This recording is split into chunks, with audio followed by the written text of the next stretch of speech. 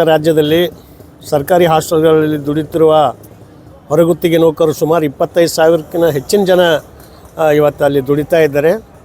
ಈ ದುಡಿತಾ ಇದ್ದಂಥ ಜನಕ್ಕೆ ಸರ್ಕಾರ ಎಷ್ಟೆಲ್ಲ ಹೋರಾಟ ಮಾಡಿದ್ರೂ ಕೂಡ ನೌಕರರ ಬೇಡಿಕೆಗಳಿಗೆ ಸ್ಪಂದಿಸ್ತಾ ಇಲ್ಲ.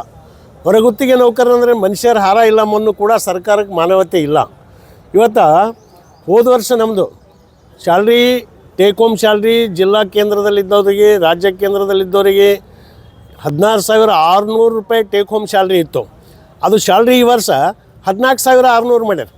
ಅದು ಯಾಕೆ ಮಾಡಿದ್ರು? ಜೋನ್ 1, 2, 3, 4 ಅಂತ ಜೋನ್ ಮಾಡಿಬಿಟ್ರೆ ಹಳ್ಳಿಗಳು ಬೇರೆ, ತಾಲೂಕು ಬೇರೆ, ಜಿಲ್ಲಾ ಬೇರೆ, ರಾಜ್ಯ ಬೇರೆ 4 ಜೋನ್ ಮಾಡಿ ಉಲ್ಟಾ 2,000 ಸ್ಯಾಲ್ರಿ ಹೆಚ್ಚಿಗೆ ಮಾಡ್ಯಾರ, ಕಡಿಮೆ ಮಾಡ್ಯಾರ. ಅದಕ್ಕಾಗಿ ನಾವು ಹೇಳ್ತೇವೆ ಈ ರೀತಿ ಅನ್ಯಾಯ ಮಾಡೋದು ಸರಿಯಲ್ಲ. ಎಲ್ಲ ವಸ್ತುಗಳ ಅಗತ್ಯ ವಸ್ತುಗಳ ಬೆಲೆ ಏರಿಕೆ ಗಗನಕ್ಕೆ ಹೋಗ್ಯದ. ಇವತ್ತು ಬಡತನದಾಗ ಇವ್ರು ಏನೋ ದುಡಿತಾರಂದ್ರೆ ಎಲ್ಲೋ ಇವ್ರಿಗೆ ಸ್ಯಾಲ್ರಿನೂ ಕೂಡ ತಿಂಗಳ ಆಗಲ್ಲ. 4 ತಿಂಗಳು, 5 ತಿಂಗಳು, 6 ತಿಂಗಳು ಒಯ್ತಾರೆ. ಹೀಗಾಗಿ ಇವ್ರು ಎಲ್ಲೋ ಸಾಲ ತೊಗೊಂಡು ಬದುಕು ನಡೆಸ್ತಾರೆ. ಆ ಸಾಲದ ಬಡ್ಡಿ ಕಟ್ಟೋದ್ರಾಗೆ ಎಷ್ಟೋ ಮಂದಿ ಇವತ್ತು ಪರೇಶಾನ್ ಅದ. ಅದಕ್ಕಾಗಿ ನಾವು ಹೇಳ್ತೇವೆ ಸ್ಯಾಲ್ರಿ ಈಗ 4 ವರ್ಷ ಹಿಡಿದು ಹೆಚ್ಚಿಗೆ ಮಾಡಿಲ್ಲ ಸರ್ಕಾರ. ಅದಕ್ಕೆ ಕನಿಷ್ಠ 31,000 ರೂಪಾಯಿ ವೇತನ ಕೊಡಬೇಕು. ಇವತ್ತು ವಿಶ್ವಸಂಸ್ಥೆ ಹೇಳಿದೆ, ಪ್ರತಿಯೊಬ್ಬ ಕಾರ್ಮಿಕ ಯಾರೇ ಇರಲಿ, ಒಬ್ಬ ಕೂಲಿ ಮಾಡೋನು ಬದುಕಬೇಕಾದ್ರೂ ಒಂದು ದಿನಕ್ಕೆ 1,750 ರೂಪಾಯಿ ಬೇಕು ಬದುಕಿಗೆ ಅಂತ ಹೇಳಿದೆ. ಆದರೆ ಇವರು ಇದ್ದಿದ್ದಲ್ಲೇ ಕೊಡ್ತಕ್ಕಂಥ ಸ್ಯಾಲ್ರಿಯಲ್ಲೇ ಕಡಿಮೆ ಮಾಡಿ ಇವತ್ತೆಲ್ಲರಿಗೆ ಸಮಸ್ಯೆ ಮಾಡಿಬಿಟ್ರು. ಅದಕ್ಕೆ ನಾವು ಕನಿಷ್ಠ 31,000 ಬಾಕಿ ವೇತನ, ಒಂದು ವೇತನ ಕೊಡಬೇಕು, ಕನಿಷ್ಠ ವೇತನ ಕೊಡಬೇಕು. ಮತ್ತು ವಾರಕ್ಕೊಂದು ರಜೆ ಕೊಡಬೇಕು. 10 ವರ್ಷ ಮೇಲ್ಪಟ್ಟು ದುಡಿದವ್ರಿಗೆ ಕ್ಷೇಮಾಭಿವೃದ್ಧಿ ಯೋಜನೆಯಲ್ಲಿ ತೋರಿ. ಯಾಕಂದ್ರೆ ಖಾಯಂ ನೌಕರರು ಅಂತೇಳಿ ಬಂದರು ಅಂದ್ರೆ ನಮ್ಮವರು 20 ವರ್ಷ ಮಾಡಿದ್ರು ಬಿಟ್ಟು ಅವತ್ತೇ ಮನೆಗೆ ಹೋಗ್ಬೇಕವ.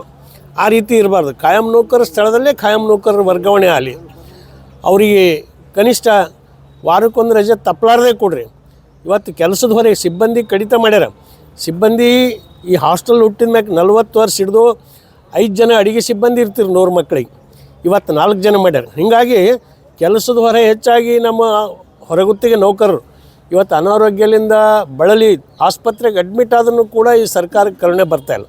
ಸಿಬ್ಬಂದಿ ಕಡಿತ ಮಾಡಿದ ಆದೇಶ ವಾಪಸ್ ತೊಗೋಬೇಕು ಅಂಥೇಳಿ ನಮ್ಮದು ಹೋರಾಟ ಈಗ ಎಲ್ಲ ಜಿಲ್ಲಾ ಕೇಂದ್ರದಲ್ಲಿ ಜಿಲ್ಲಾಧಿಕಾರಿ ಕಚೇರಿ ಮುಂದೆ ನಿರಂತರ ತಿಂಗಳಾನುಗಂಟಲೆ ಹೋರಾಟ ಮಾಡ್ಬೇಕಂತ ತೀರ್ಮಾನ ಮಾಡಿದೆವು ರಾಜ್ಯದಲ್ಲಿ.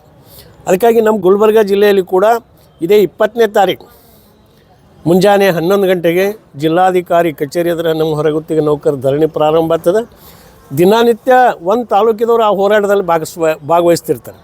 ಅದು 1 ದಿನ 2 ದಿನ ಅಲ್ಲ, ತಿಂಗಳಾನುಗಂಟಲೆ ಹೋದ್ರೂ ಕೂಡ ನಮ್ಗೆ ಕನಿಷ್ಠ 31,000 ರೂಪಾಯಿ ಈ ವೇತನ ಕೊಡೋವರೆಗೂ ಕೂಡ ಈ ಹೋರಾಟ ನಡೆಸ್ಬೇಕಂತ ನಾವು ತೀರ್ಮಾನ ಮಾಡಿದೆವು. ಅದೇ ರೀತಿಯೇ ಇಡೀ ರಾಜ್ಯದ ಎಲ್ಲ ಜಿಲ್ಲೆಯಲ್ಲಿ ಕೂಡ ಹೊರಗುತ್ತಿಗೆ ನೌಕರರು ಕನಿಷ್ಠ ವೇತನಕ್ಕಾಗಿ ನಿರಂತರ ಹೋರಾಟ ಮಾಡಿ ನಾವು ಜಯ ಸಿಗೋವರೆಗೂ ಕೂಡ ಹೋರಾಟ ನಡೆಸೋಮಂತ ಈ ಒಂದು ಮಾಧ್ಯಮ ಮೂಲಕ ಎಲ್ಲ ಹೊರಗುತ್ತಿಗೆ ನೌಕರರಲ್ಲಿ ವಿನಂತಿ ಮಾಡ್ತೇನೆ. ಎಲ್ಲರೂ ಭಾಗವಹಿಸ್ಬೇಕಂತೇಳಿ ಎಲ್ಲರಿಗೆ ವಿನಂತಿ ಮಾಡ್ತೇನೆ. ಏನು BJP ಸರ್ಕಾರ ಅವ್ರು ಹೊಡೆದಿದ್ರು 140, ಅವ್ರು ಹೊಡೆದಿದ್ದು ಸತ್ಯನೇ ಇತ್ತು. ಇವ್ರನ್ನೂ ಕೂಡ ಅವ್ರು 40 ಹೊಡೆದ್ರೆ ಇವ್ರನ್ನೂ 40 ಹೊಡೆಯೋರು ಯಾರು? ಇವರೇನು ಸತ್ಯ ಹರಿಚಂದ್ರ ಅಲ್ಲ. ಇವತ್ತು ಈಗಾಗಲೇ ಕೆಲವೊಂದು ಜನ ಆತ್ಮಹತ್ಯೆಗಳು ಗುತ್ತಿಗೆದಾರ ಆತ್ಮಹತ್ಯೆಗಳು ಪ್ರಾರಂಭ ಆಗಿದೆ. ಅದ್ರ ಬಗ್ಗೆ ಸರ್ಕಾರ ಗಮನ ಹರಿಸ್ಬೇಕು. ಸುಮ್ಮನೆ ನಾವೇ ಎಲ್ಲ ಭಾಳ ಒಳ್ಳೆಯ ಸರ್ಕಾರ ನಡೆಸಿದ್ದೇವಂತಲ್ಲ. ಬಡವ್ರ ಪರವಾದಂಥ ಸರ್ಕಾರಗಳು ಇವರಲ್ಲ. BJP ಇರಲಿ, ಕಾಂಗ್ರೆಸ್ ಇರಲಿ, ಇಬ್ಬರದು ನೀತಿ ಒಂದೇ ನೀತಿನೇ. ಇವತ್ತು ದೇಶನೇ ಅಲ್ಲ, ಇಡೀ ರಾಜ್ಯನೇ ಅಲ್ಲ, ಎಲ್ಲನೂ ಕೂಡ ದಿವಾಳಿ ಆಗ್ತಾಯಿದೆ. ಬರೀ ಬಡವ್ರ ಪರವಾಗಿ ನೀತಿಗಳು ಸರಿಯಿಲ್ಲ, ದುಡಿಯುವ ವರ್ಗದ ಪರವಾಗಿ ಈ ಸರ್ಕಾರಗಳು ಇಲ್ಲ. ಅದಕ್ಕೆ ದಯವಿಟ್ಟು ಎಲ್ಲ ದುಡಿಯುವ ವರ್ಗದ ಜನರ ಮತ ಹಾಕಿದ್ರೆ ಈ ಸರ್ಕಾರ ಆಗ್ಯದ.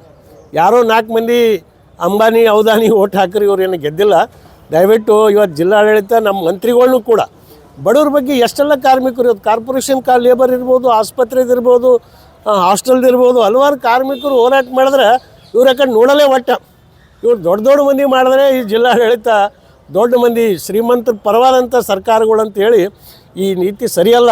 ಇವ್ರನ್ನೂ ಕೂಡ ತೆಗೆದುಕೊಂಡು ಬಡವ್ರ ಪರವಾಗಿ ಗುಲ್ಬರ್ಗ ಜಿಲ್ಲೆಯಲ್ಲಿ ಕೂಡ ಮಾನ್ಯ ಮಂತ್ರಿಗಳು ಕೆಲಸ ಮಾಡಲಿ ಅಂತೇಳಿ ನಾನು ವಿನಂತಿ ಮಾಡ್ತೀನಿ.